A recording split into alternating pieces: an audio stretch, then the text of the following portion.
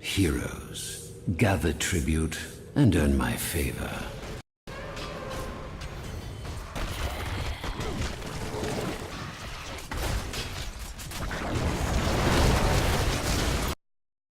Do it!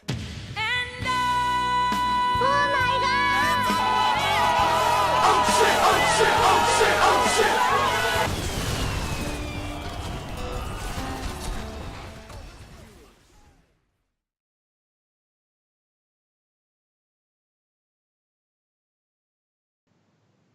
Oh, all right. All right, we're live. Here. Live. It's been a while. At least for me, it's been a while. Hello, everyone. How's everyone doing? This is your host, Fringe Average. All right, so this is the Gankbush Squad. So if you're new to the show, we are the only explicit Heroes of the Storm podcast where all the different co-hosts represent different play levels.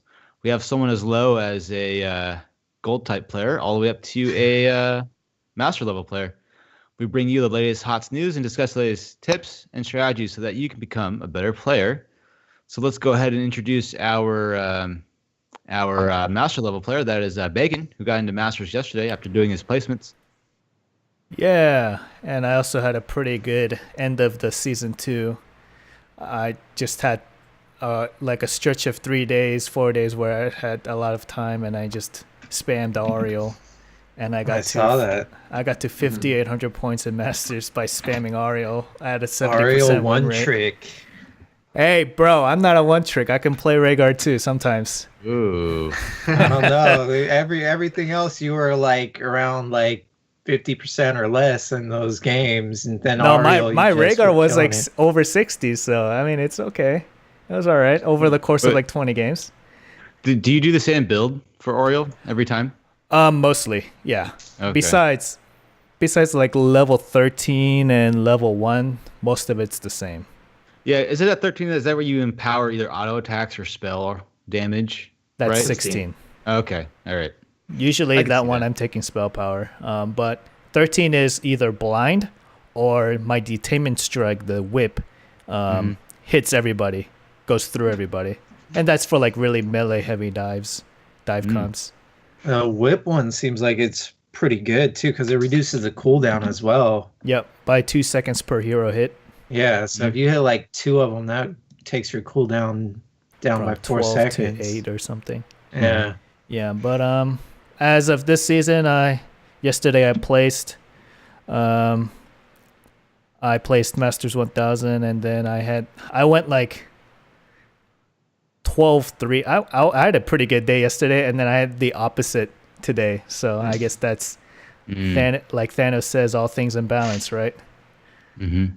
Yeah, it's funny that I was playing Oriole all night with Silken because he was playing Raynor, and my Oriole, as he said, he quoted this, or I will quote him.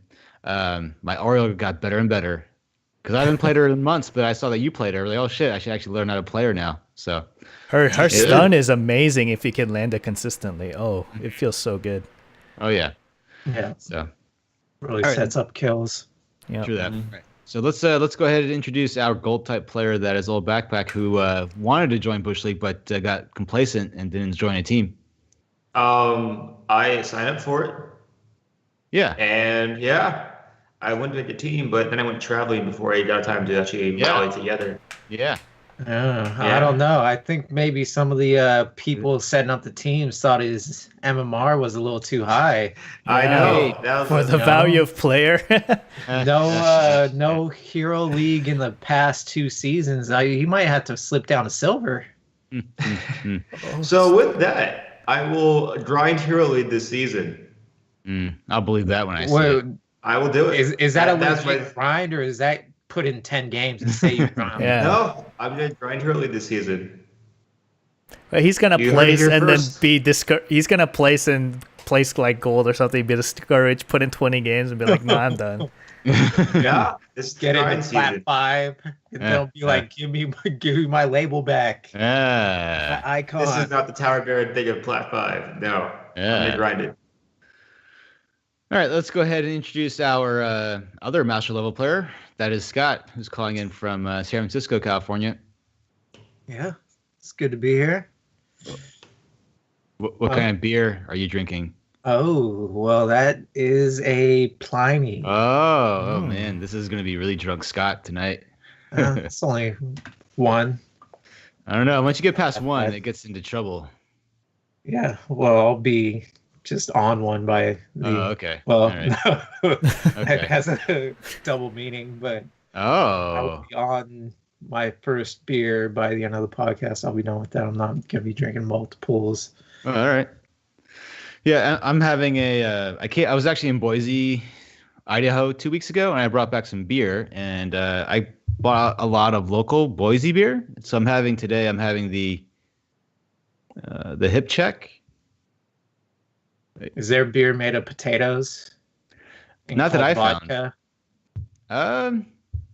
I don't know. I went to the local, beer store thing, and I didn't see any. I saw a lot of hops and stuff that was able to be purchased, but no potato vodka, unfortunately. But the license plates say the state of the potato or something like that.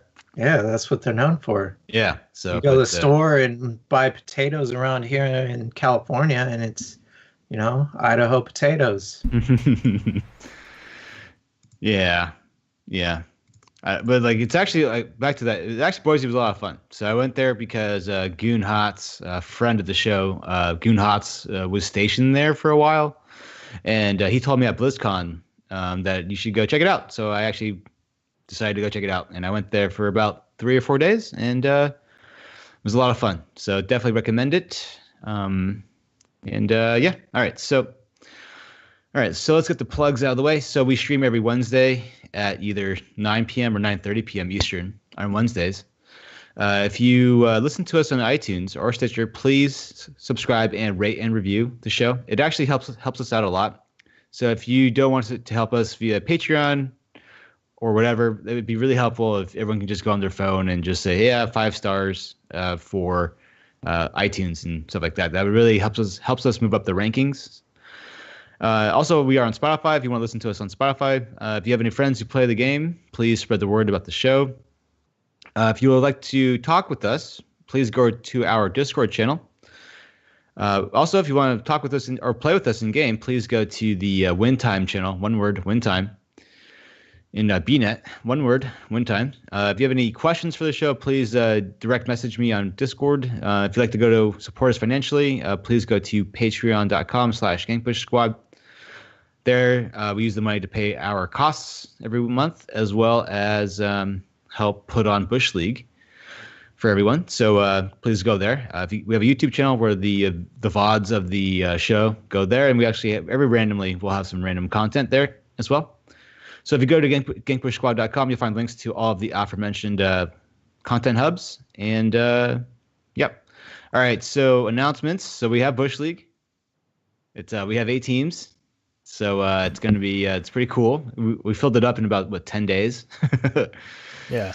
So it's pretty crazy that was it 40 people signed up to more than 40 signed up. But we got 8 teams pretty quickly.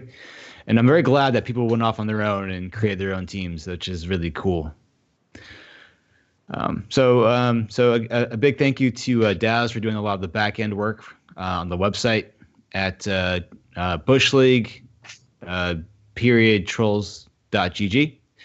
If you go there, you can find all the teams and the photos of us and stuff like that.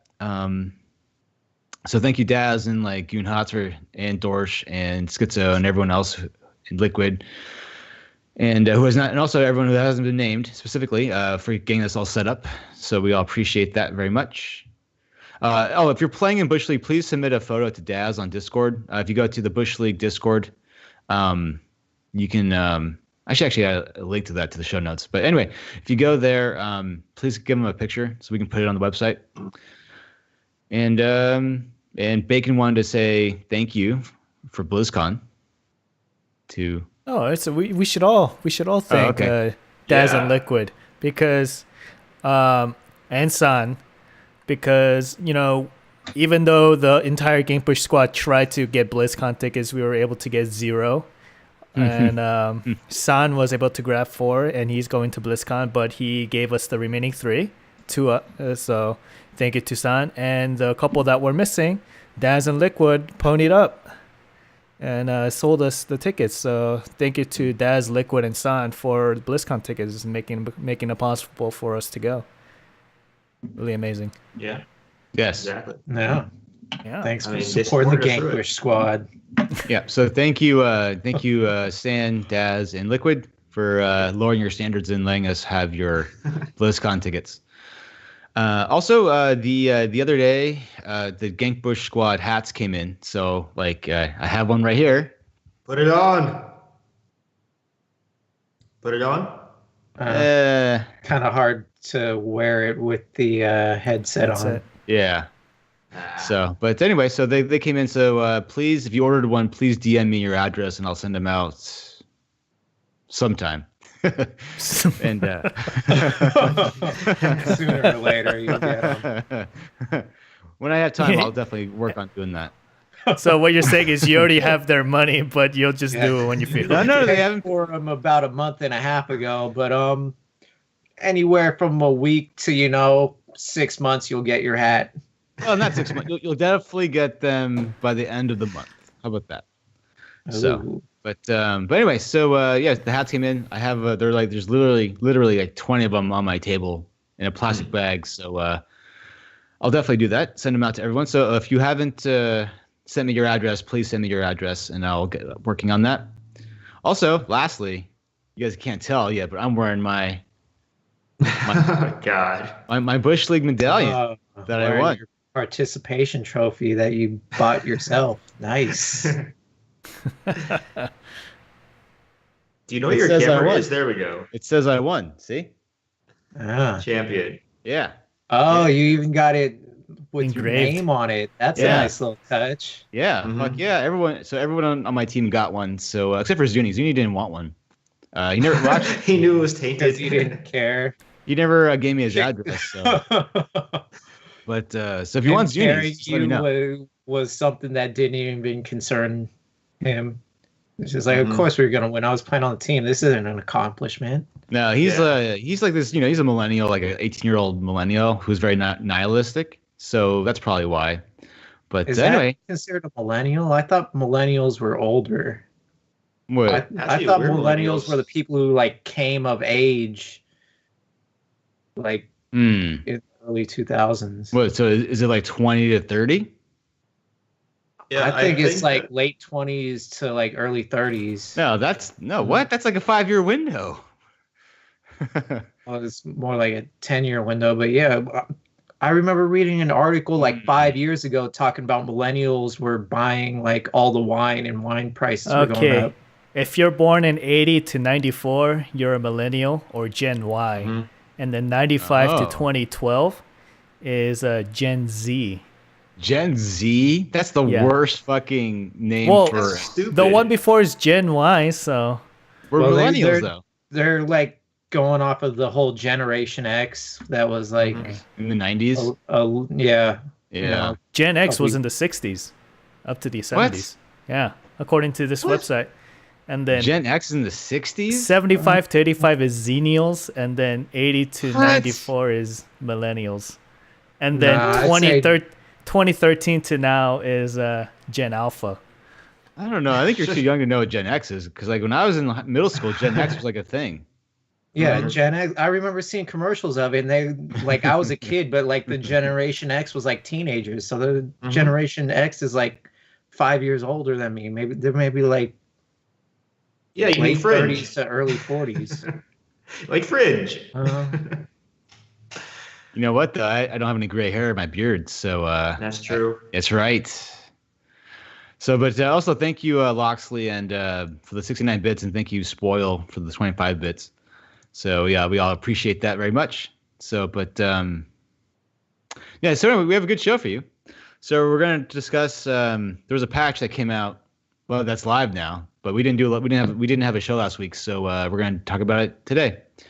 So we're going to discuss the new Raynor, the new Azmodan, as well as the other parts of the patch, and then we'll do a we'll talk about the ranked play changes, and then we'll discuss Yrel, and then maybe a Bush League preview if there's time, and then yeah, all right.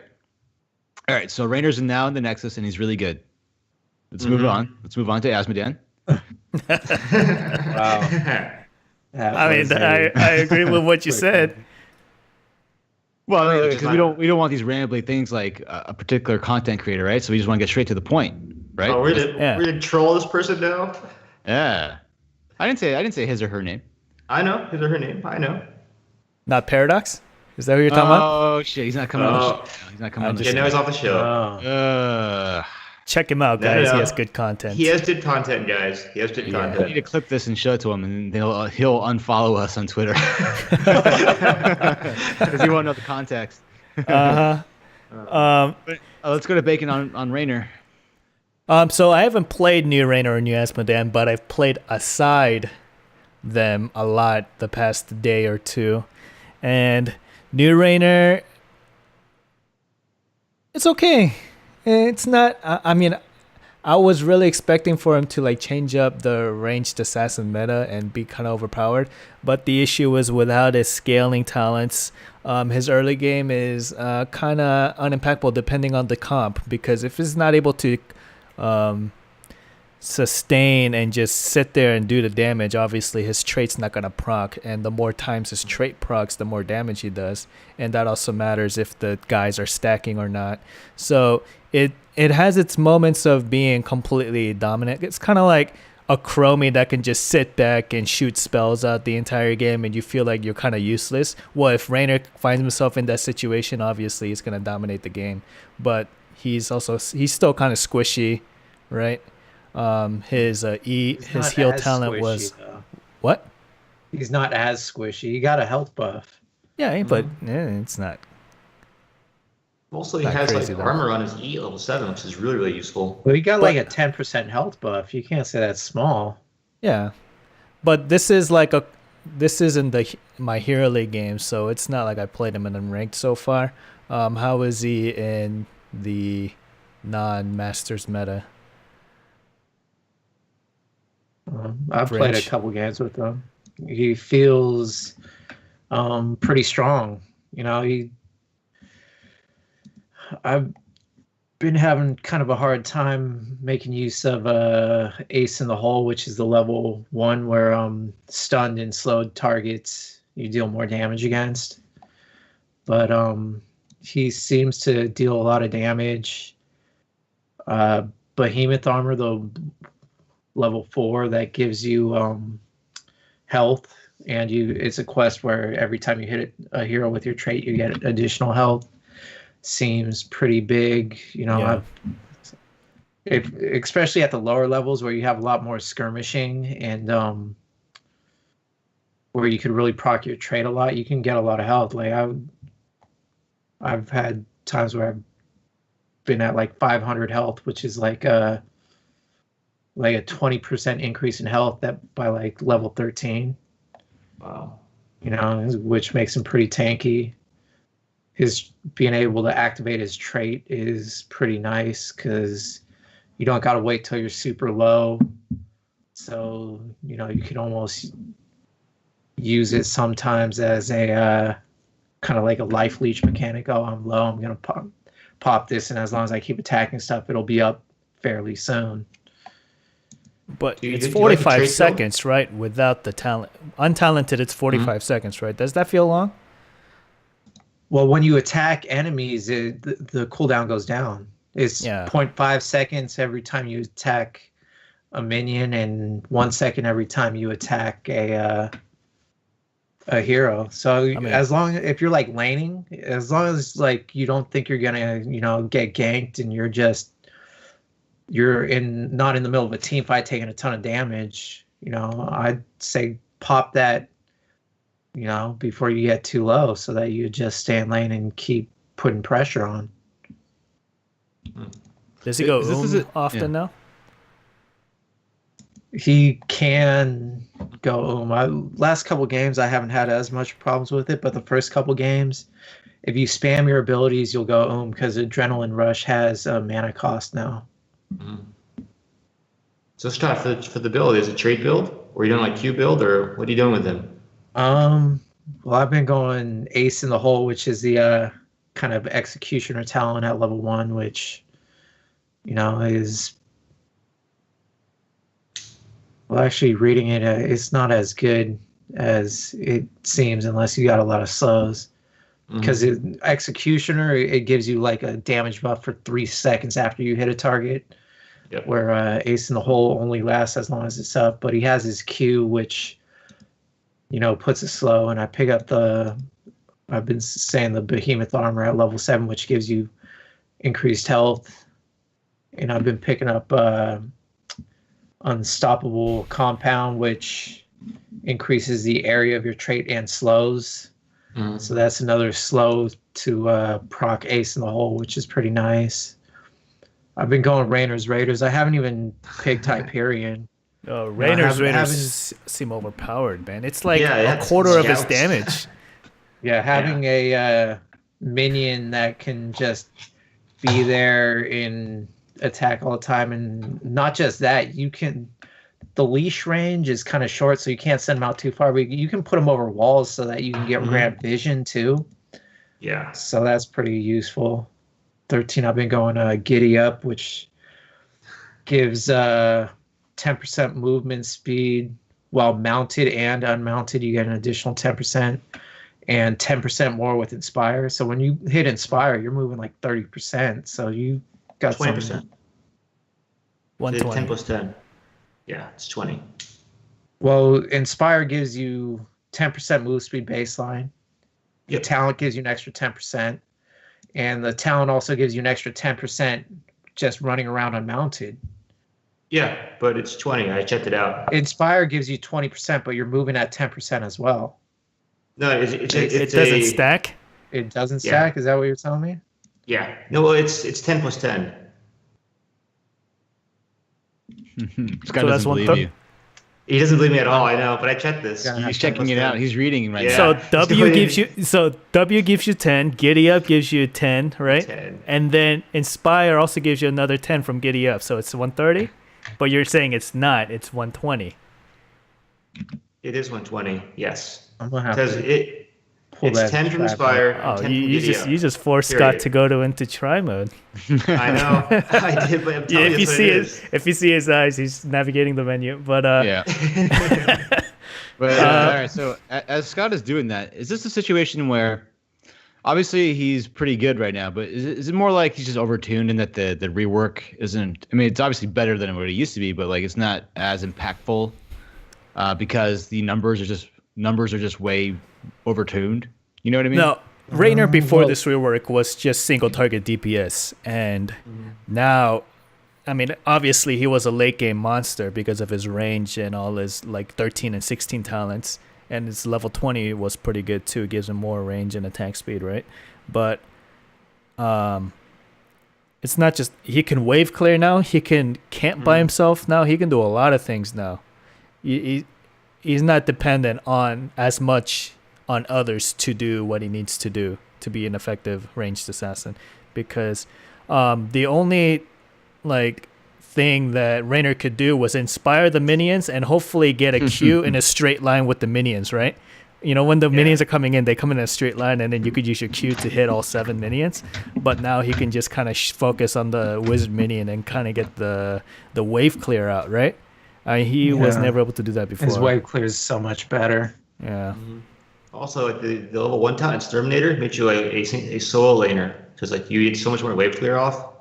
It's pretty ridiculous. You don't even need that. If you're going in Exterminator, the enemy team better be running a 4-man and pushing one lane, and you're double soaking, because you don't need that to wave clear one lane, even if you're solo laning. Your trait does more than enough.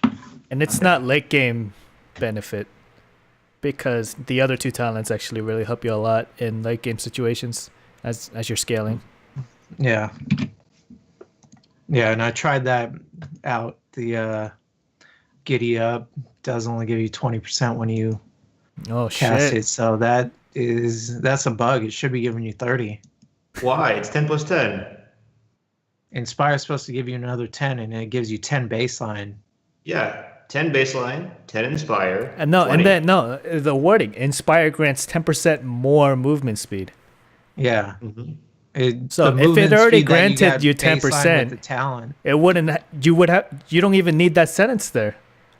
Then Giddy Up just needs to say gain 10% movement speed while mounted on mounted. Why even have the second sentence? It's supposed to be 130 then, right? Yeah, it should be. So that's bugged right now. Or it's misworded. Yeah, it's poorly worded. Yeah, they either got to redo the wording, or it's bugged. 130 is pretty powerful.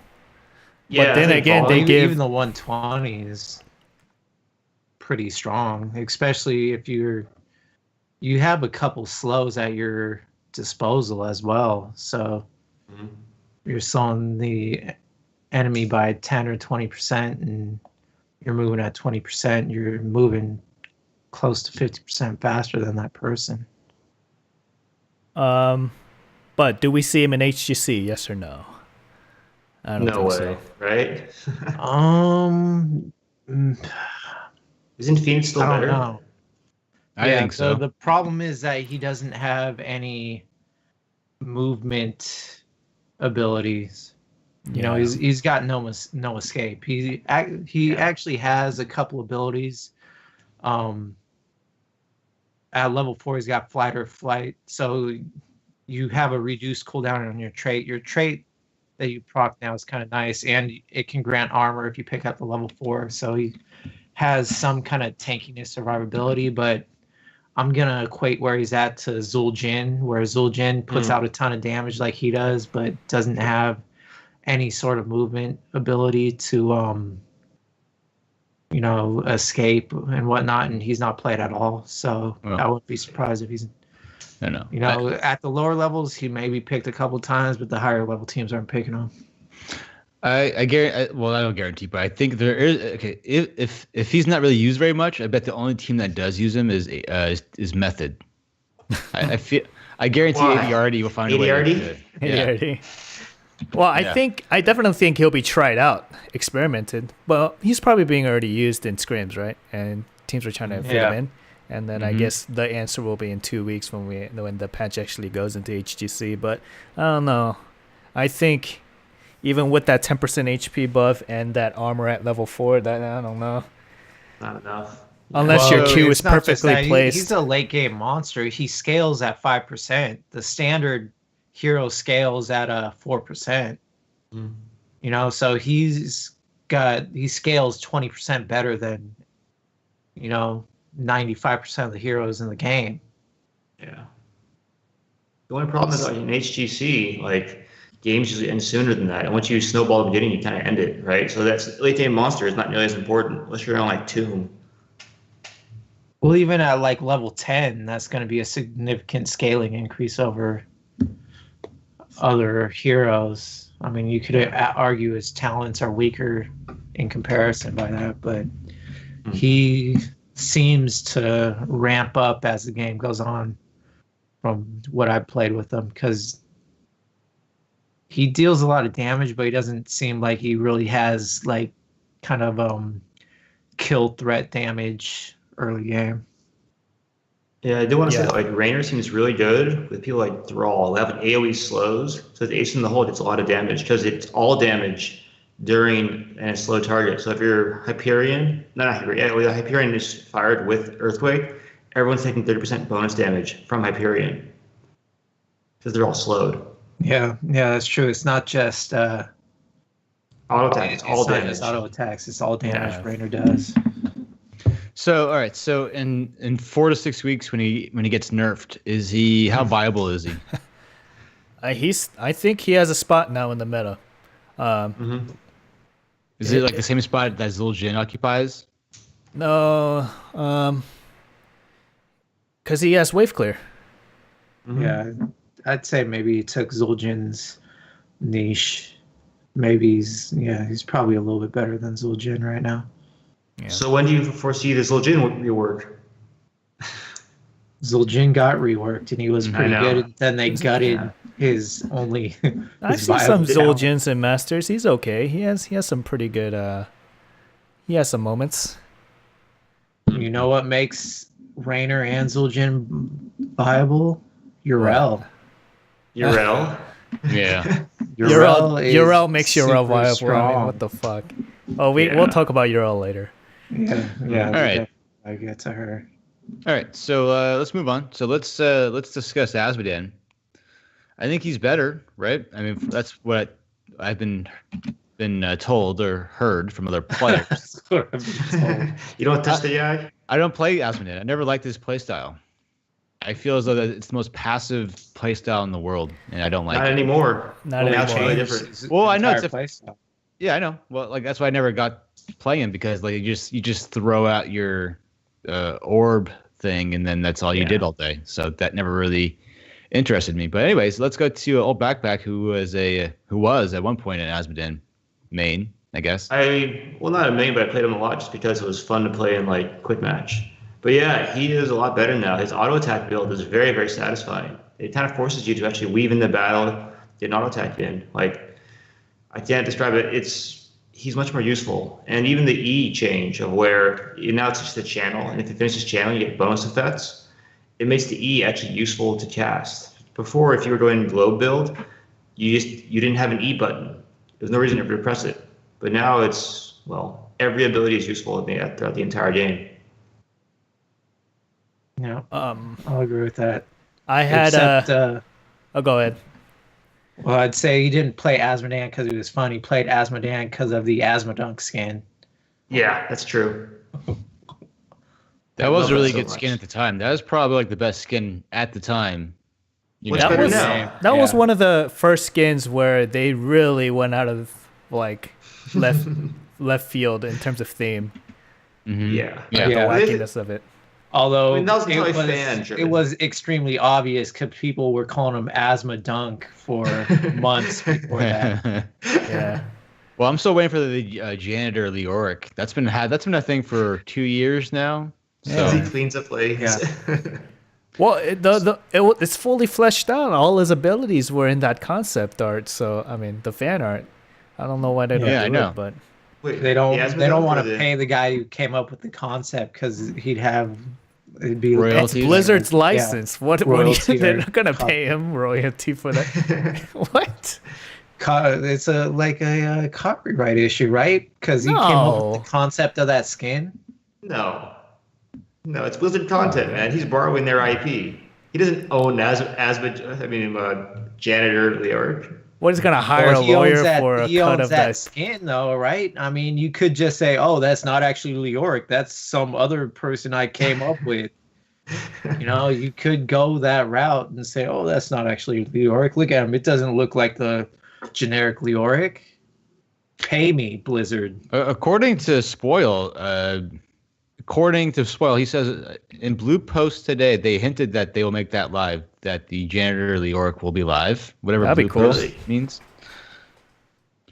So, but anyway, so back to Azmodan. Anyone else have anything else to say about Azmodan? He's more viable in more maps. I played a BOE, Battlefield of Eternity game yesterday, a 2-lane map. Typically, Asmo is trash on 2-lane maps, and he got close to 400 stacks and dominated. Yeah, I feel bad for the lower level players in Hero League. Now they have to deal with Azmodans. Yeah. So He's good. he He's good. stacks He requires better a lot of now. micro. He stacks well. Some of his like base abilities, like the Demon Warriors, is kind of shit. But like Didn't Demon the Warrior way get buffed though? It was, but it's still bad. it's kind of. So Schizo says in chat that Azmodan is really scary on Infernal Shrines with the Q cooldown reduction. So He's not that scary. He's definitely stronger, but I will say his globe is way more easier to dodge because the globe projection shows up sooner. So As soon as it leaves his hands, you know where it's gonna land. yeah, But like the beauty if is you're that- close to him, it's kind of hard to dodge. But if he's like off screen, it's pretty easy to dodge the globe. Yeah, and that's a huge change because now it forces Azmodan to queue people that are closer to him because you can't get long range dunks anymore. You're almost guaranteed to dodge it, and so it makes him even more of a in the team fight, not just far away, just lobbing it out of nowhere. You have to be close. Yeah. But Wow. He's still a late game monster, and even though it's 300 or 400. Yeah, 400 is the 400, stack. 400. There's Pride at Yeah. level 20 that gives you an extra 100 and makes your glow bigger. So that's back to the old 500, which is chunking you hard. Yeah, and the increased size of the globe radius, is going to be harder to dodge too if you pick up that talent. So Schizo says that maybe the better word was annoying for Infernal Shrines because he can be off the screen and still kill the shrine minions. Oh yeah, that's true. Yeah, he's definitely significantly stronger than he was having the taste for blood talent line baseline. You got a lot of talents that can give you, the stacks for your Q as well. So he's in a much better spot. I think I'll try him out. And I like the way Blizzard's going of shifting a lot of these specialists away from where specialists are used to be kind of strictly kind of like siege damage monsters, and they're PvE. They're a lot better at team fighting and being useful in the game besides just pushing. I think that's in prep for reclassifying the characters, right? So they're going to have assassin, bruiser, tank, right? Maybe melee assassin, maybe. So I think they want to get rid of the specialists and put them into a class that's not specialist. Maybe that's part of the reason why they're doing that. And SportsX says in chat, Procraft will keep winning GM games with Asmo, so he has potential. Procraft, for those you don't know, he's a GM level Azmodan main. And last season, he played around probably 300 games in Hero League as Azmodan. But he has a losing win rate on Azmodan. Well, is that because there are 2-lane maps where all Azmodan got no value? Probably that, and he kind of tries to fit Azmodan into every comp. Yeah. Yeah. But wasn't he a guest speaker for Not Paradox, the Azmodan video? He was. He was Yeah, on rework. Okay. Well, one thing to mention about Azmodan is that it's a huge quality of life change. That you can press D for a lane on the mini map. That feels really good. Instead of having to click over to the lane and select the minion, just D it from the map. That feels really nice for the trait. Yeah, it's a lot quicker. Oh, you can hover Yeah. on the minimap, and you don't have to minimap click and then click on a minion and then do the thing? Yeah, Oh, okay, that's exactly. It's much more convenient to send your D out during team fights and stuff. Also, they made a big deal about in the video Trample, the level 20 tonic. It's a piece of crap. That's garbage. Yeah, It's gonna need some tweaks. I'd rather have that blink back. Or is Yeah. blink still there? No, they removed it's blink, gone. right? Yeah. Yeah, he doesn't have blink anymore. But I mean, also the animation looks so trolly. He just kind of lunges his fat towards someone, and then it slows you down. It's I'm being sat on by a fat guy. Well, he's probably one of the largest beings in the Nexus, right? According to the lore, he's the size of a large building. True. Maybe Raynor is larger. He is a building. Does he get nerfed between 4 to 6 weeks from now? No, No, I highly doubt it. his I win think rate, it's his fine. win rate actually dropped significantly. It's right, surprising. I just checked. Well, I think That's because because a bunch of people are playing him that aren't good with him. yeah. You think so? Okay. So, all right. So I guess if you were playing Azmodan in the past, and that means he's better, so therefore you'll win more games. So that's the takeaway from for Azmodan. All right. So all right, let's go on to the rest of the patch. So Cassia, the blinding light now does 50 damage. So that's good. Well, that's basically Yeah. hey, I'm gonna use it to reveal a stealth. Yeah. All right. Yeah, well, one thing though, with Raynor coming back into play, so does Cassia. Cassia is basically a hard counter to Raynor, and so in your Hero League games, pick her up if they go Raynor. Just a good counter pick. She's decent against Raynor. Well, what if you go, Johanna and Cassia? even better. Johanna's a good spot right now. Johanna's Yeah, strong. that makes Joanna's Cassia way stronger because Mhm. Cassie got the talent or whatever. What is that? The level 1 where she does like 100% more damage to blind targets. Yep. So if you go a Cassia comp where you got Joanna and Lily, she can deal a ton of damage and be extremely tanky because she has the Ring of Leech Let's see. talent where you life leech on blinded heroes. So if you're dealing double damage and you got life leech on that, she can be very strong.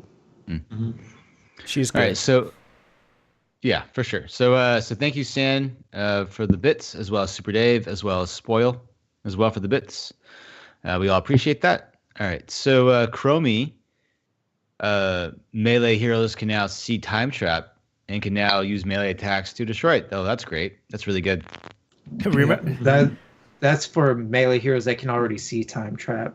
No, It's that's not for just all melee heroes now. No, but If it gets No, revealed it says somehow. melee heroes who can see Time Trap, right? No, melee. No, Yeah. sorry, I abbreviated that sentence, but the real patch note says melee heroes who can see a time trap can now use melee. So it's basically if it gets revealed somehow through any means, they can walk up to it and hit it. Where That's great. previously, That's a big change because before all you did was run in and get time trapped and be like, well, fuck, this sucks. and then if Thank she God. took that ability where it resets her cooldowns, she's like, oh, I'm just gonna take shit into the face. Thank you. That's it good. feels so good. Yeah. Okay. All right, so Alex Straza, Lifebinder now heals Alex as well as her target for 300 health per second during channeling. So that averages out to about almost 900 health over 2 seconds at level 10. That's pretty good.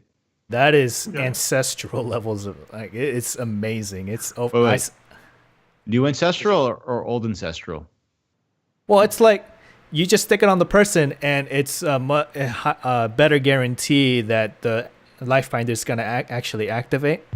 And then let's say I'm 80% health, and then I put it on somebody who's 10%, and that 880 over 2 seconds is gonna bring me up to 100, right? Mm-hmm. And then it procs, and then my life binder target's also 100%. And it's really nice. Nice. It's like a better ancestral. But do you pick it over Cleansing Flame? I had a game where Owl Buddy, I think that's her name. She picked Alex Straza. Yeah, she's Alex Straza main, and I played a bunch of games with her and against her the past 2 days, and she flip flopped. And the game she went Lifebinder, it was effective.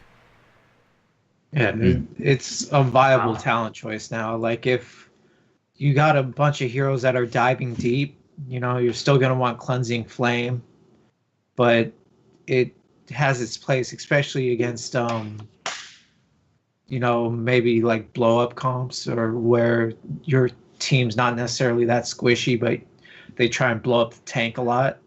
That's going to be a very good choice there. I see. Like how Rhaegar can completely deny a dive by throwing a decent ancestral. Imagine that, but better. That's what Lifebinder is, and it's a shorter cooldown than ancestral, right? By like maybe 10 seconds. Yeah, ancestral 70 and this is 60. Yeah, I think so. Yeah, I like how their No, ancestral is like 90 or 100 seconds. Wasn't it dropped with the recent nerf and didn't help? Was it really? I Yeah, thought hold so. on, I'm looking it up. Yeah. Well, I like how that they're slowly. It's 100 changing, seconds. and updating Anna and Alex Straza. So. Yo, they need to Lifebinder change. is- They need to update Rhaegar's ultimates. Ancestral's trash compared to that. Yeah, it is trash compared What to the like his fuck? Qs. Well, Bloodlust is worse than that. They could probably go Bloodlust at like 60 seconds and Ancestral at like 80. Well, we all know what happened with Bloodlust a year ago. When it was good. It Yeah, was way One day? too good. It was way too good. Not just Yeah. good, way too good. So they were like, "Fuck that. We're not What are going you back." To that. talking? One was Bloodlust way too good. It was it was picked over. when they were Ancestral. both like 60, 70 seconds or something. Like Ancestral at one point, I remember this was, you just cast Ancestral, and you cast the Bloodlust in a team fight, you win the team fight. All you had to do is press it, and you just automatically win team fights. You don't remember? Bloodlust, they added the life leech mechanic, and people started picking it a lot, but I don't think it ever really was better than Ancestral. There was a time where it was the R meta. It was the R meta when Thrall's Earthquake did 70% slow. Remember that? That little R meta that we had for a while. Yeah, I don't know when it was, but there was a time when Rhaegar's Bloodlust was easily the go-to ultimate. It wasn't even close. Like, everyone went Bloodlust. So, yeah. Anyway. I mean, Spoilstaff wrote in chat that it's back when Thrall's Earthquake was super OP, and then so was Bloodlust. Both of them paired together to give you, like, instant kill because you couldn't leave, and he just life leached forever. Yeah, that version of Bloodlust also, instead of lasting 8, it was 10 seconds, and it gave you 30% movement speed instead of 25. Yeah, that's also the patch when they added the life steal. But yeah, Alexstrasza, she's good. Well, I mean, okay, after Malfurion, because Malfurion seems to be like the only top tier, and then everyone else is like below that. So is Alexstrasza more of a niche now for like Infernal Shrines and maybe like I don't know. She's not as niche now. I think Yeah, whatever she's the viable next outside of Infernal Shrines. whatever that next step is, that's where she's at. So she's with Rhaegar, Deckard, Cain, Yeah. Uther, maybe. I say so. Her Oriel. Q build is good. Okay. Yeah. I see pros doing a W build without. I mean, what's it called? E build. Revitalized build. E build, yeah. They see that on like Raxus a lot. Q build is good too. Okay. All right. So map changes. So all maps are now available for quick match, unranked, and AI. So there's that. Fuck that. That sucks. Give me back the old map pool. The Yeah, I feel non-HGC bad. maps are pretty garbage. I think eventually they'll wise up and learn that people don't want to play on Black Hearts or Garden of Terror or Haunted Mines. I think they're already aware of that because they took those 3 maps out specifically when they, decreased the map pool size. Yeah. Well, I wish they just left them out. I mean, I think people would just be happier, but whatever. Yeah. All right. So, because I'm pretty sure, at least for the last 2 years, every time I see on Reddit, like, the worst map choices, like there's a big survey, and those are the bottom 3 every time. Mm-hmm. I feel like that's how it is, but yeah. All right. It's not close. Yeah. All right. So, so the mercenaries got changed. So heroes can no longer heal/shield or target allied mercs with abilities unless the ability specifically states that mercs are valid targets. Huh. What does that mean? Yeah. It So, prevents you from healing you know, wizard like minions. how Morales can heal minions and mercs? Oh. Can't do that anymore. Oh, okay. Well, that's good. That's a good change then. Does Well, it's Rhaegar's chain heal bounce to it then? Nope. Not It mercs. doesn't even bounce. I mean, you can't target it, but you can't bounce to it. Well, you can still heal minions, but not mercs anymore, I Okay. believe. I think Okay. so. Well, Don't hold me to that. all right. Well, that's good though. I'm glad. That's actually a good thing. I don't think it was designed to do that anyway. So, I mean, in general, it's not that bad, but the main thing that hurts is when you got a Morales healing the Night Camp spell minion that gives you a bunch of spell armor. And you're just buffing your whole team by healing this minion. And it's just ridiculous. I'm gonna say that's the reason why that change was made. It's tanky too, that minion. You're gonna fucking heal it. All right, so on Altaric Pass, the generals, so the health got reduced from 24,000 to 20,000, and now they gain 405 max health every minute until minute 21. So basically, they're not as tanky anymore, the generals. Thank God. Not So that's early good. game. No, they're not as tanky early game, but they scale. And Just you're saying that's not good. That was good. Their generals were way squishier than a regular core late game because they just had 24,000 health the entire game. Where like core minions, maybe I'm not sure, but I assume like even like keep health and stuff, they scale a little bit. Yeah, cores definitely scale up to minute 20 or 21. Yeah, and minions scale as well. Yeah. Hmm. But All right, now well, that's- the generals also scale, and it actually kind of feels like a core. It's still weaker than the other cores in my opinion, but it feels like it can take more damage. And Yeah.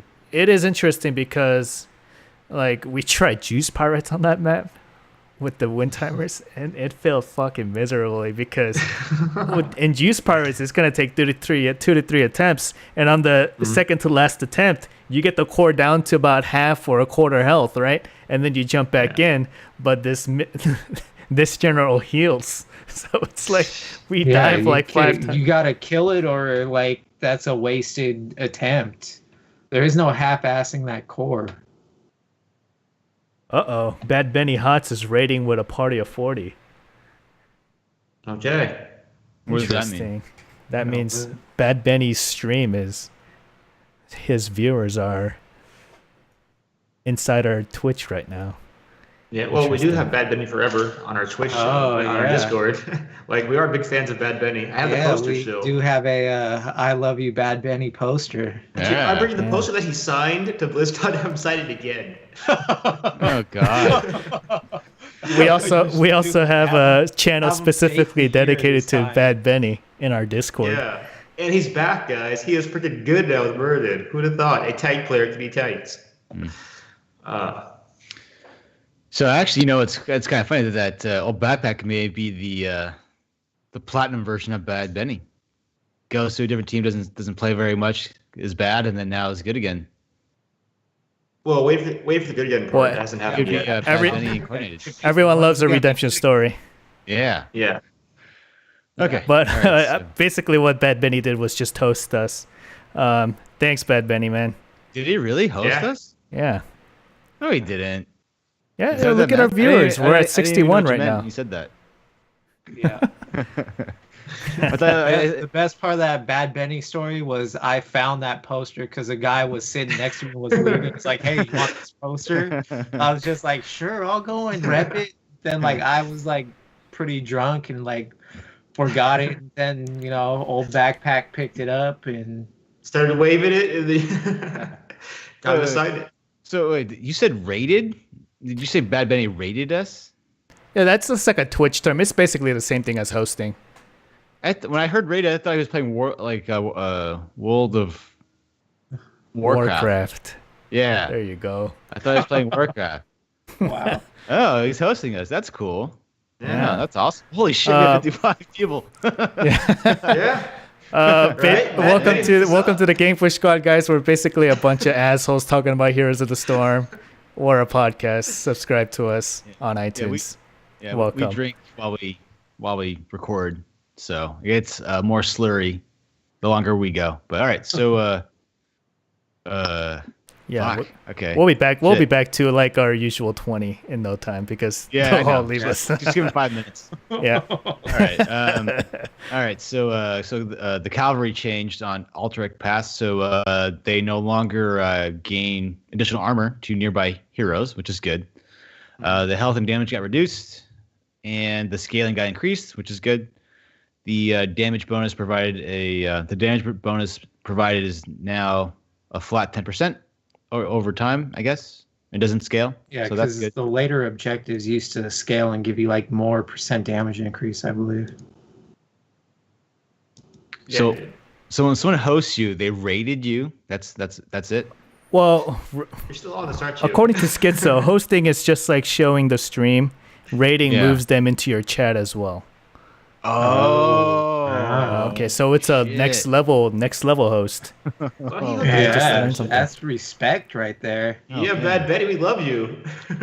Oh, God. We loved All you. right. We loved you before this raid as well. We've already lost I had 10 the poster. Hey, that's what. I mean, that happens. But do we like this map? Circle. Is it good?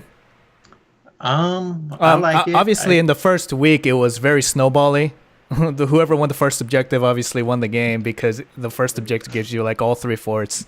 But it seems like after the nerf to the cavalry, it seems okay. What do you guys think? Yeah. It feels better. Yeah, it definitely feels less snowbally. If you lose the first objective, it still feels like you have a chance to be in the game. So You know what I'm gonna do? I'm so my mind is blown by the BadBenny thing. I'm gonna go watch his stream and see what he was saying right before he hosted us. I need to know what he said. I have to know what he said. Here's he's some like, I'm assholes gonna right here. drop you. Though on there's a bunch of reason losers why right he now. hosts this, right? Does he Yeah. remember us from BlizzCon? Oh, you guys never mentioned the podcast talking to him, right? In BlizzCon. I manage the Twitter and I've tweeted at him and stuff like that, and I say, good job and stuff like that. So He's It back, comes man. full circle because I was watching his stream a couple hours ago. nice, Wow. yeah. Nice. So, so thank you, Shin, for the bits. Thank you, Blemish, for the bits. Thank you, Spoil, for the bits as well. And thank you. Thank BadBenny for the hookup. They're still watching. It hasn't gotten down. Oh, they are. They haven't left. I don't know why. We're not even talking about the HOTS anymore. There's gotta be 20 of those guys are just like have it Just- muted on the side because they want Yeah, they're drops. just AFK right now. Yeah. But All right. Schizo's biggest point, and he hates this map because of the layout of the objectives. He thinks it's very imbalanced. Like in Battlefield of Eternity, you have the defense and offense objective, but obviously the map is mirrored, so it's a very balanced fight. Because like if the Immortals on your side, then their Immortals on their side, and it's kind of like a back and forth kind of thing. But the positioning of the objectives here, it's not completely mirrored down the middle. You know what I mean? Because there's a favorable side and an unfavorable side. Yeah. Well, you'd say that's a lot more like Cursed Hollow then in that sense. True. Although Right. on this map, it's kind of an all-in objective where if you win it, you can snowball early with that. Where Cursed Hollow, you need 3 curses and it's not always gonna appear on the enemy side. Right. But when this map shows up in HGC, I'm really interested to see how the balance of the two up and down sides are going to affect the outcome of the game.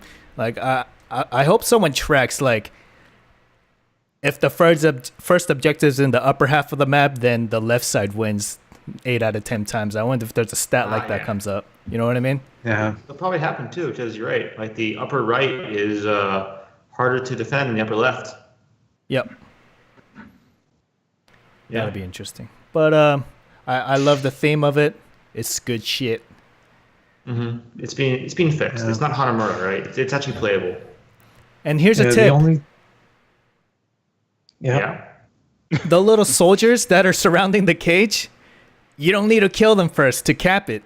Use one person to aggro, right? Have them, all 3 of them attack that one person, and then the second person walk up and cap it. It's a good tip. Yeah. Speaking of World of Warcraft aggro, one person tank it, the other person caps it. You don't need to kill all 3 because it takes like 20, 30 seconds to kill those things. They have a lot of health. Yeah. No. So Anyway. so just to help educate me and other listeners, how do you aggro it? You just didn't near them? Is there a leash just- radius or? You just walk up to and attack it without the other person Okay. doing the same. And then once you get all the aggro of the 3, the second person just walks up. Dude, we That's should it. have BadBenny on the show. We should have had Betty on the show. Yeah. Dude, you're still on that. Holy shit, man. I've been Wow. drinking. I've been drinking. All right. Somebody attention can't get span is over no it. Valid. Yeah, I mean, we do love BadBenny. Like, we did get a lot of resources to him. I'm having trouble like focusing now. But all right. So yes, sorry, I interrupted. Just got your mind blown. But yeah, I was gonna say, like, so once you aggro the minion with one auto attack, they will leash and follow you until they die. Yes, unless like you walk It's- too far and then a second person attacks it. There's like little mini rules, but Yeah, it's like Infernal Shrines, right? Those minions, you attack it and you're like the closest one, it'll stick to you, yeah. Okay. type of deal. Okay. I wonder if he listens to the show. She probably I does. don't know. You should ask wonder- him on Twitter. I wonder if Yeah. I should listen to it. Well, I know Bacon, when we had Tomster on and when we had BBJ on, we always wanted to know, do people even know who we are? And The answer generally is no. always it's no. always No, no. what are you talking about? I know. Who the fuck But- are these guys? Hey, We're You're one of the 3 podcasts on the air. Of course, like ah, I mean, we have a pretty good chunk of the pie, but but it's a very small pie. Well, Nurok did say that he wrote to me privately, not publicly, but that What? he does like our content. Oh. So It is somewhat entertaining. yeah, It may somewhat. not be that good, but it's entertaining. Ah, You heard it here first. Lower your standards. yeah. You know, All right. you like to Yes. watch a dumpster fire burn for a little bit before walking away and forgetting about it for the rest of your life. Oh man, or the dumpster, Yeah. or the fire, or both. I mean, compared to Core and Into the Nexus, I mean, we might as well be. Yeah. All right. So Battlefield of Eternity, the minimap icons minimap icons that represent immortals have been changed to the Alterac Passes attack, and defend icons. That's, So that's so good. good. It's Yeah, you're way good. better. Yeah, your Yeah. immortal has a shield on it. Just defend this guy. It's much, much better. Yeah, All the right, whole all right, like if- angel and demon thing kind of confused me a little bit. For $50, right? We've played this game since 2015. If I gave you a pen and paper, would you be able to draw the angel and demon icons? No. No. No, they were Right. only in the game for like a couple months, right? Maybe like 3 months. What? About that.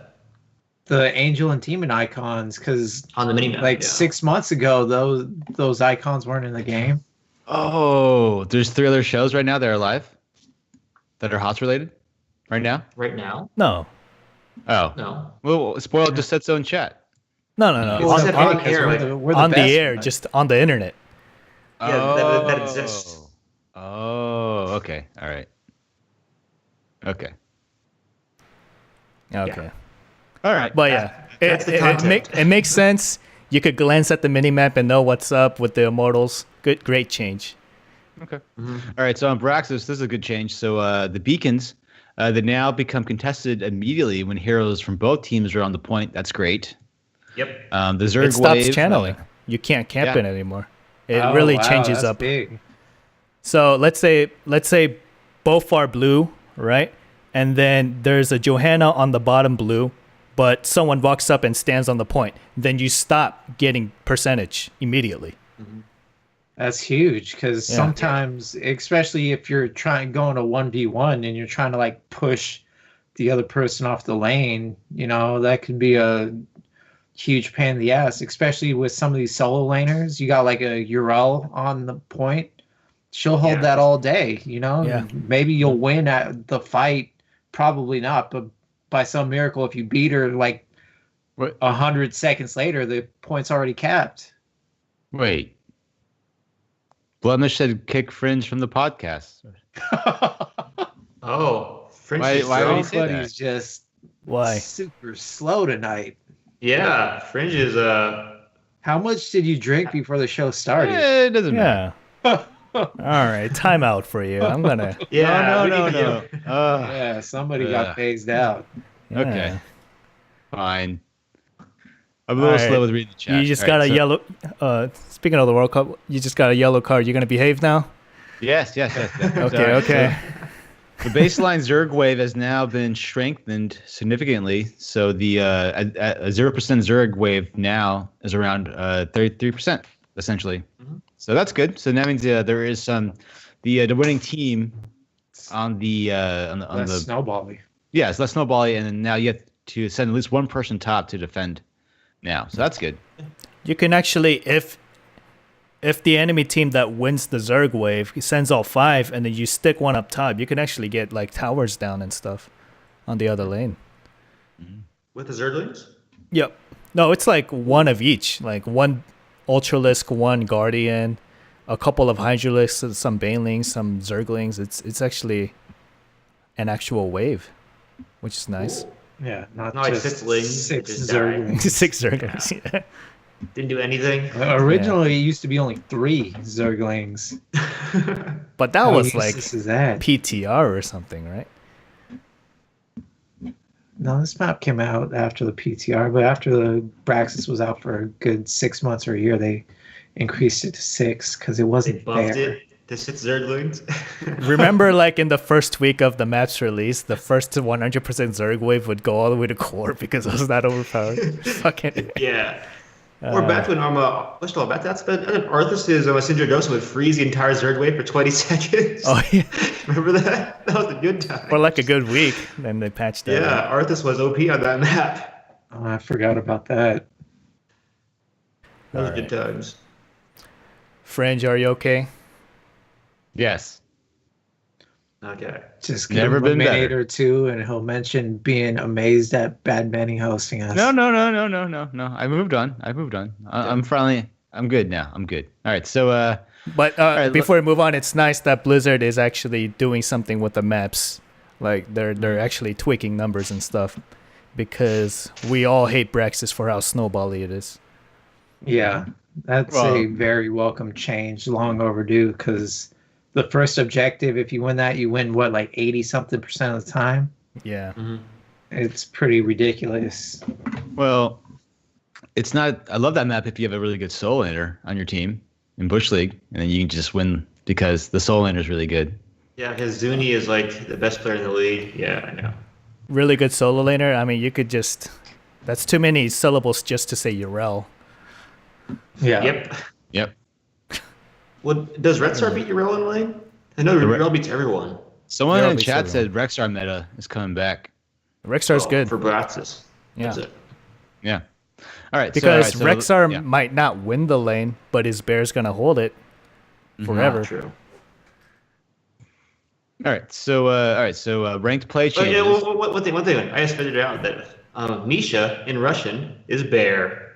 This is the whole Red Star must be Russian thing. Sorry, had to throw that in there. Wasn't this mentioned on the podcast like 2 or 3 weeks ago? It's worth mentioning twice. It's very important to me. I'm pretty sure Byron, old co-host, has brought that up before, like a year or two ago too. Oh. I bet he did. He would Doesn't ramble a lot. matter until you get a Russian girlfriend. Oh God, here we go. Ah. All right, so the changes of ranked play have changed, which is I think most of it is good. So there's a third ban now, so that's cool. Yeah. No more tracers ever again. It's amazing in Hero League. Yeah, it's in Masters fantastic, Hero League. right? In Masters Hero League, no Genji, no Garrosh, no Chromie. Bye, No Yrel. bitches. No tracer, Bye right? forever. Yeah. Oh, fuck. It feels good. Everyone's banning Garrosh. Everyone's banning Chromie and Genji. Oh, so nice. Chromie's not that bad. Chromie's awful in Masters. Are you kidding me? There's a shit ton of Chromie mains out there. On certain maps, she's strong, but in some maps, she's not like that good. But yeah, it's a lot more impactful than I thought it would be. It's great. Okay, so I mean, I think we've already talked about this in previous shows, but yeah, we all really endorse this change, and I don't see any negative to it. So there have been some games that Bacon pointed out in in the Discord that there are support chokes. Yeah, I watched Goons' placements. I didn't see that once, so I don't know how prevalent that is. It out of the 30 games I've played so far, it's only happened like 2 to 3 times. Yeah. Okay. Yeah. There's enough supports that you can't choke them out like that, though. Mm-hmm. Yeah. Not just enough supports. There's enough viable supports. Yeah, exactly. So at this point now, there's at least, I would say, 8 that you would be okay running. You know, I wouldn't be like, oh shit, we have an Ana. You know, but there's 8, I think, 7 or 8 that you could be like, oh okay, we can roll with this. Name all 8. Go. All right, Stukov, Rhaegar, Uther, Alexstrasza, Oriole, Deckard Cain, Malfurion. That's like 7. That's 7. Yeah, Name. and Brightwing. No, not Broadway. No, not Brightwing's Brightwing. rough. Maybe at the Well, lower levels, she's not You bad. fail. Maybe Lily. Lily. Lily, yeah, maybe. maybe. All right, so there you go. All right, so there's rank decay now if you're in Alright. Diamond Masters and GM. Yes. I didn't think you'd be able to do it, honestly. Yeah, I did it. See, boom, I'm back. Proud of I'm you. back, baby. I'm Press. back. I'm back. That's from Alright. Boise. Yeah. All right. So rank decay will now exist for Diamond Masters and GM. I think the amount of days without playing is still a little bit too generous, but at least it's there. So that's good. And when I placed into Masters 1000, it was at like 15 days, I think. And then one game added a day. So after 15 games, I was at 25 grace days before decay kicked in. And I don't know, 25 days is a lot for Masters. And I think in GM it's 20 days, but 25 days is a third of the season. So I don't know. Maybe they need to tweak those numbers, but At least they have it, right? yeah, at least they have it. I think what I would guess is that they just have like a really big limit so that people get used to it, so people are aware of it, and then maybe moving forward they'll shorten the amount of days, before the decay comes, ticks in. So that's good. I think everyone in the higher levels really loves it because there have been games where there were people were masters 2 seasons ago and they play again and they're complete shit. So that's good. So seeding changes. So if you skip a season, you're no longer reseeded. Your MMR is no longer reseeded. So if you were in Silver 3, you get really good, and then you skip a season and you do your placements, you can't get placed into Platinum by reseeding. So that's good. All right. So new announced changes. So Masters and GMs are now matched by MMR instead of points, which that should have been the case from day one. But, yeah. But players below Master who wait under 3 minutes in queue will not be placed into matches outside of their quality. Oh, all right. That's cool. Yeah, So if you're like Diamond and below and you get insta-queued, sometimes you get placed into really imbalanced matches. But now and for the sake of speed over quality, right? But now the system's not going to do that as much until you hit the 3 minute mark. And then maybe it'll open the window up. But they did that for, I guess, Diamonds and below because Masters players are used to waiting over 5 minutes, I guess, because of their player pool is so small there. Mm-hmm. Yeah, but that seems nice. I think anyone who grinds your league has to love that, right? So all right. So Master and GMs will now only be matched with players who are within one division of their own. Okay.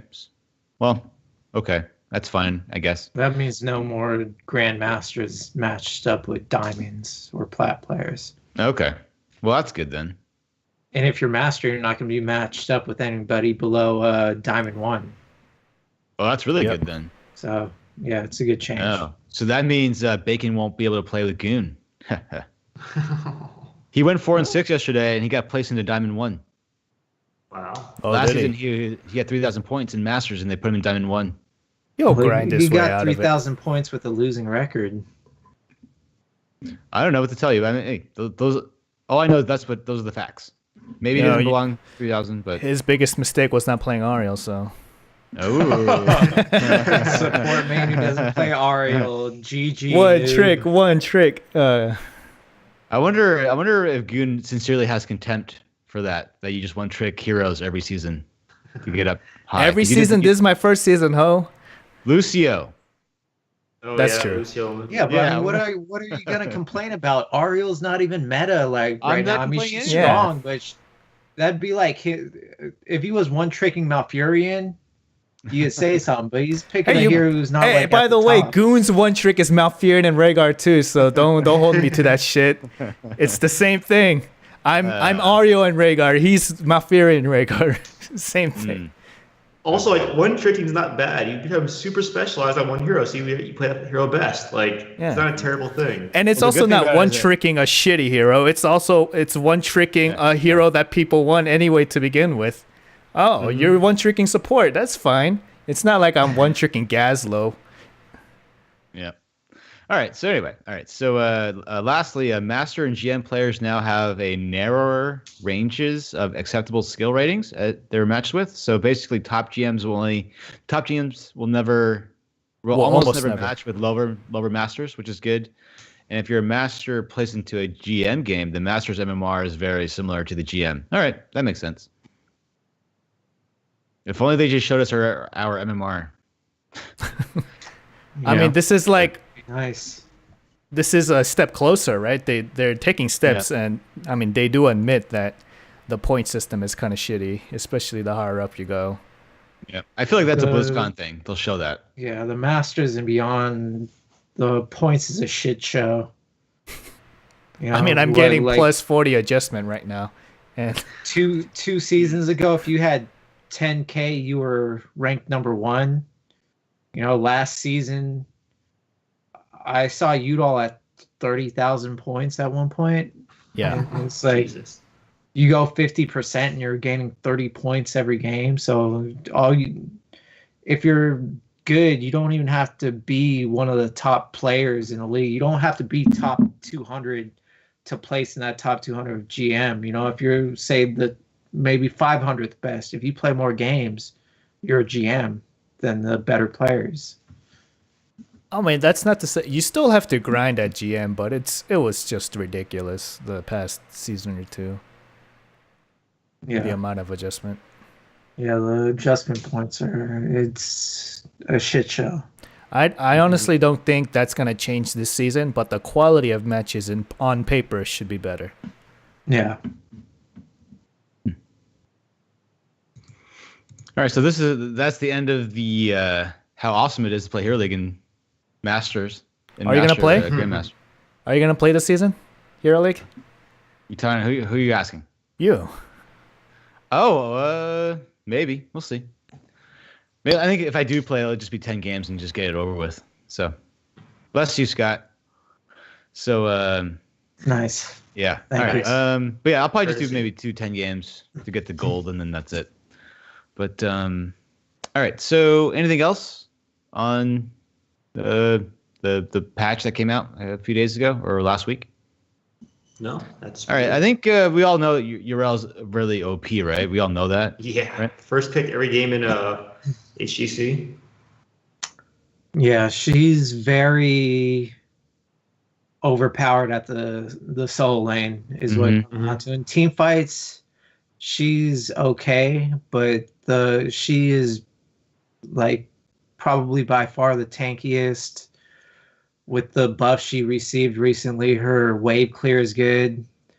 She is the first pick by like not even a close margin on Dragonshire, where you could just hop over the wall there on a 6-second cooldown faster than anybody else. I mean, I'm gonna say her probably her one of the big things that makes her too strong is her level 1 talent that where you heal on auto attacks when you proc your abilities. Yeah. Gives her way too much sustain. Yeah. Also, her mana costs are so low that she always has abilities. Yeah, She never does that's ooh. the other thing I wasn't thinking of. Yeah, her mana costs need to be increased because she can just spam her abilities with no repercussions because she doesn't go I mean, just thinking, I'm not sure if I've seen a game with a Yrel recently who's like under half mana. Yeah, exactly. You don't see it ever. She has a mana pool, but she's regulated by her cooldowns. The mana pool is not important at all. But we all agree her solo 1v1 is off the charts overpowered. It's unmatched. Yeah. She's Better got than everyone. way too good. Her wave clear and tankiness are too good right now for how well she duos heroes as well. What do you think about her teamfight ability, though? It's really good. She really enables backliners because she's actually somewhat threatening now on the front line. So you can't just completely ignore her like you were a couple weeks ago. So if you got a big backliner like Raynor or Zul'jin, he's just back there doing a ton of damage, and it's hard to get to him. I don't know. I felt like obviously there's her heroic that makes her heal from absorbed damage. What's that called? Ardent Defender? Absorption? Yeah. Yeah. Ardent And the Defender. other one's Sacred Ground. But Ardent Defender, it's in the games I've seen, people don't attack it. Yeah, they're very wise to the fact that she heals off of it. So every time she pops it, she'll gain like 10-20% health, and then after that's over, she just gets focused on and popped. And I mean, it's so weird that she doesn't get attacked when she uses her ult, but people spam the shit out of Zarya's shields to give her 100% energy. I don't know what's up with that. They're kind of the same mechanic, but I feel like if Yrel I feel like if she jumps in and she's not able to do what she does, and like within the 5 or 6 seconds she's in the backline, she just gets focused down really easily.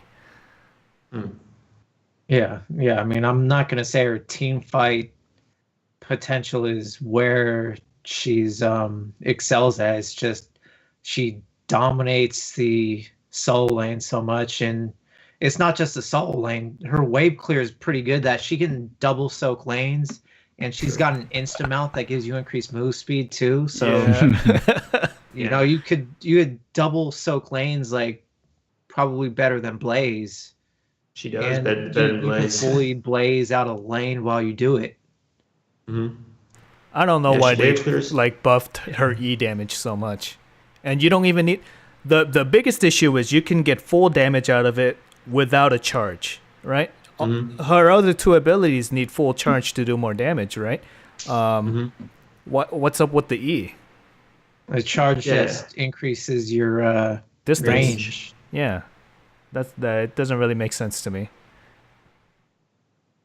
Like if her full charge did that much damage, or even a little bit more damage to compensate for that, I mean, that makes sense to me. But she can instantly get that much damage out from an E. Like, okay, that's a little too much. But I think if they change that, she might be a little bit more bearable in lane. I agree with that. Just you have the E should be the damage should be paired with the charge, like everything else. It makes more sense just intuitively. Okay. All right. So Bacon wanted to. Oh, wow! Holy shit! It's Bacon's Bits.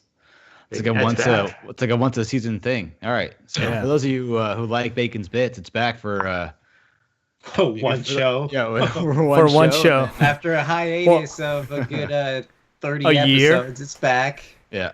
Well, it's not like, really. It's just real. It's really itty bitty, just like Bacon is. But it's like the podcast version of Myths in the Nexus. Yeah. Wow, that birds. You asshole. Thank you, but hold It's on. okay. That needed to end. We don't want him to get burned out. Yeah. Anyway, so you have Bacon's Bits where you talk about what you see in Hero League or how to improve in Hero League. Yeah, just a quick observation. It's not going to take long like the other bits, but the past week I've been grinding a shit ton. I've probably grinded maybe like 60 games the past week. It's a lot of games, like 10, 15 games a day for the past week. And I've noticed in my friends list, I have a large range of skill levels on my friends list. Half of them are about Diamond to Master. The other half is just everybody, you know? Sorry. Which classification is Old Backpack? He's not Diamond to Masters. All right. Sorry. He's the bottom half, I guess. Yeah, I'm not everybody. But what I've noticed is, in between every game, I see who's online and stuff. And more often than not, 80% of the people online when I play are other Masters players playing Hero League. And I just want to say, for people that are out there, I want to climb. I want to be better. I want to focus on this and that to be a better player myself. We've stressed this multiple times over and over again. That shit takes grinding. That shit takes a lot of games. It's not easy. And consistently, who I see online are the people who are grinding games. And those are all the players that are Masters and above. So it's a hard truth to say, but your lazy ass isn't going to climb if you're not grinding, especially if you feel like you're a better player than what your rank is. So it's kind of like a wake-up call, I guess. Your 30 games a season ain't going to cut it. I'm seeing these guys play 200 to 300 games a season. So, I mean, as Schizo says in chat, just bang my head against the wall until I'm better. I mean, obviously, we got to work on things, but playing in a more competitive environment, it helps you, step up your game. For me, when I'm playing Hero League, I tighten up my game. Everybody on the podcast knows I can be super aggressive. And when I'm playing with a bunch of people that'll punish me for that, I rein it back. My game tightens up, and I just play better when I'm playing a bunch more Hero League games. Yep. So it's kind of an obvious thing to say, but I guess some of you guys need a reminder, or we all need a reminder. Shit ain't easy. It's time consuming. And obviously a lot of us have real life jobs, and probably many of the Masters players are also college kids or high school kids who have a shit ton of time on their hands. So, I mean, it's understandable, but there is a correlation between a shit ton of games and a high ranking, right? So. And one thing, I think I saw this on a Paradox video where like he said that like, oh, when you have Kala or Chu8 when they're doing the bronze to masters or whatever, when they're playing in silver and bronze and gold, right? They have like, I think he said in the video that they have all those guys. They're all at least master level players, probably grandmaster level players. They all have 70% win rates in those roughly, right? So that even for them. So 30% of the games you're playing are kind of a wash. You have to win the other 70%. So never, So just that's misinformation. I heard Chu8 didn't lose a game till platinum. Well, I don't know, but he said that for Call. I know that for a fact. He said Call Up. But anyway, Kala's not a GM. Yeah, Kala's like masters. But all right, but most people aren't masters, right? So, but even anyway, a master player won 70% of his games in those levels. There are games you just can't win. You have to embrace that some of the games, even I think Hero Physio, he's not a master player. Well, maybe he's a master player. I don't know. But he had a win rate around that too. In silver anyway. I don't know about gold. But anyway. Also, if you see streams, a lot of those guys have win counters on their stream. And if you see like Bam Bam, who's like a warrior main only, he gets up to GM consistently every season. But some days he's like, you'll see his win counter. He's won 2 games and lost 10 in a row. And he's still GM, so I'm like some people, if they lose 5 in a row, they're done for the season. And for players like Bam Bam or other masters, it's another Tuesday. Mm-hmm. I mean, it sucks to lose that many games, but you got to suck it up and go for it. You got to take the ups with the downs. You're not going to go, 8-3 every single time you play Hero League. Some days you're gonna win more. Some days you're gonna, lose more. And if you looked at Grubby's stream for a while, he's obviously a really good player. For like a month, he was at 10,000 points, grinding Hero League every day. Just win-loss every day. And he was at the exact same point, about 9,000 to 10,000 points into Masters for a month. So that sounds like a lot of losses with the whole MMR adjustment. Yeah, that hurts. Right. But I'm just saying it's. Yeah, but to be devil's advocate, it's pretty easy to do that when your job is to play HOTS. That's part of my point. I'm saying there's a reality to. There's a correlation, obviously, in time spent and how good you are. But I mean, for some of us, that's not feasible, obviously, because we actually have shit to do. And HOTS is not our job, but for those of you guys who actually have the time or are willing to push it, that's what it takes. Like the Static X song. Push it. Yes, Static X. That's a 2002 reference, I think. Oh yeah. You millennial. All right. So speaking of, we're gonna do a deep Bush League preview. I saw the idea from Goons' stream. But Can we do that next week? Yeah, no. That's what I said. Yeah, we're like an hour and a half in already. I know. That's like another hour topic. I know. We'll do that when we have nothing to talk about. But anyway, so we'll do that next week or the week after. But we're going to do a deep dive into the Bush League preview. We're all going to choose teams who we think is going to be good, bad, which ones are going to be the trolliest. So we'll do that maybe next week or the following week. So that stay tuned for that. And speaking a brief mention is that this week I chose 2 songs from the Dark City soundtrack. So for those of you who don't know, That's a movie that came out in 1998, so 20 years ago. And the other day, well, actually the other week when I had time off, I actually watched the DVD again. And I was like, holy shit, this is a really good film. And in my opinion, it's kind of I think it's a masterpiece. So so basically it's a movie. It has the best movies like float between different genres. And this is like a sci-fi / film noir / murder mystery film. And the movie is about a man who wakes up in a bathtub and there's a dead hooker in his bedroom. And he has no idea how that happened. And he tries to figure out how that happened, if it was him. And there's other people chasing him, which could or not be alien. So anyway, so please, if you watch the director's cut, that's the one you should watch. That's the preferred version. So check that out. Also, if you buy the DVD, you actually get to listen to a commentary from Roger Buy Ebert. the DVD. Wow. There's a DVD. Who buys DVDs? Yeah. I'm just saying, if you do, the extras. You're showing your age. The extras on the DVD are really good. There's like over about an hour and a half to 2.5 hours of commentary. So you get commentary from the director, you get commentary from the other writers like David Goyer, the guy who did like the Suicide Squad movies and like End of Watch and stuff like that. So he does the commentary, and if you like Roger Ebert, I think he only did 3 commentaries his entire life, and he did one of them for that film. So it's a really good film. Holy shit, you found a clip of how the fuck did you find that in like 1 minute? But anyway, it's a really good film. Google. It has Jennifer Connelly in it. It has Rufus, I forget his name, but anyway, he's really good in it too. And there's not one false moment, and it's one of my favorite movies. So there you go. So check out Dark City.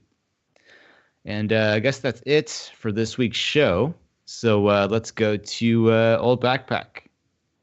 Oh, thank you. That's our show, and we'll see you in the Nexus. Thank you, BadBenny, and all the people who stuck around from his channel. Oh, yeah, thank you. Right. We stream this every Wednesday night at 9 p.m. Eastern Time. Yeah. Watch us more. Or go to thank you for iTunes. everyone who showed up. Yeah. Or go to Yeah, iTunes yeah. or gangpushsquad.com. Find us and shit. Yeah. We'll see you and BadBenny at BlizzCon. Hopefully. Peace out. I just had a little bit too much of Hennessy. Just gonna tell you how I feel. Look. You so fucking precious when you smile. Yeah. Hit it from the back and drive you wild. Yeah, yeah, yeah. Girl, I lose myself up in those eyes. I just had to let you know you're